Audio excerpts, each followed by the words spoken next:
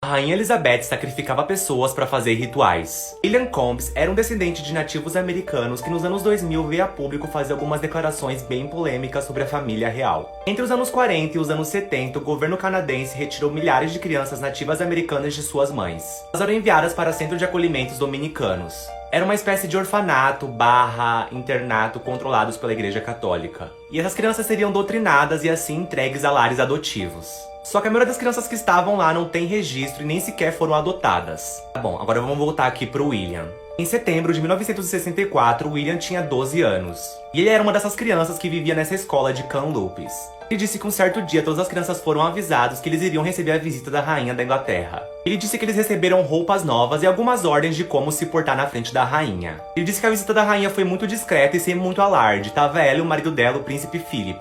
Aí agora é que a história começa a ficar um pouquinho mais bizarra. Disse que a rainha e o marido dela estavam usando uma espécie de traje bem estranho com uma bota de couro. Em um certo momento, os administradores do local levaram um pouco de criança para uma sala onde estava a rainha e o príncipe. Ele disse que a rainha fez todas as crianças se abaixarem e beijarem os pés dela. Um tempo depois, a rainha, com o príncipe Philip, selecionou 10 crianças. O único que não foi escolhido foi o William e o amigo dele. E ele disse que depois que as crianças foram acompanhar a rainha, ele nunca mais viu essas crianças, elas literalmente desapareceram. E quando o William disse isso, todo mundo achou que ele era um louco e não passava de um teórico da conspiração que queria jogar coisas em cima da rainha. E a Igreja Católica, junto com a família real britânica, abafaram o caso e ninguém nunca mais ouviu falar sobre. Só que um tempo depois do caso já ter sido esquecido, o William morreu de forma, assim, repentina. A esposa dele disse que ele estava muito bem e foi no hospital fazer alguns exames de rotina. Chegando lá, ele foi internado e em questões de dias ele acabou piorando e morrendo. E detalhe bem importante, o hospital onde o William morreu e foi internado, ele era católico, ou seja, era administrado pela Igreja Católica. E um pouco antes lá do William morrer, entra essa moça aqui na história que se chama Gabriela Rico. Gabriela era uma modelo mexicana que um belo dia surtou e foi na porta de um hotel onde tinha alguns políticos e pessoas poderosas lá e começou a gritar como a família real britânica tinha destruído a vida dela. Disse que foi em uma festa da elite onde tinha várias pessoas famosas e homens poderosos e lá eles fizeram um ritual grotesco.